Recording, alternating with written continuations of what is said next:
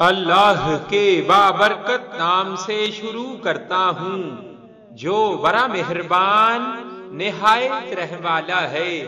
اور درود لا محدود حضور صلی اللہ علیہ وآلہ وسلم کی بارگاہ ناز کے اندر، بارگاہ پر وقار کے اندر ہدیتن،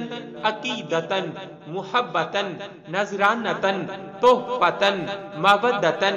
ادبن پیش کرنے کے بعد حمد و ثنا اور درود شریف۔ حضرت عبداللہ رضی اللہ تعالی عنہ جب بھی کسی محفل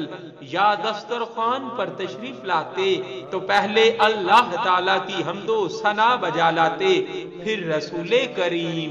صلی اللہ علیہ وآلہ وسلم پر درود شریف بھیجتے۔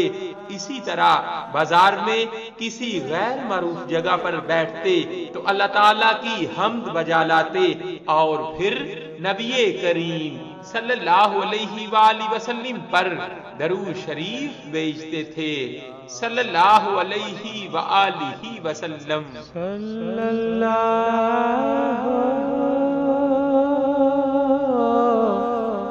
علیہ وآلہ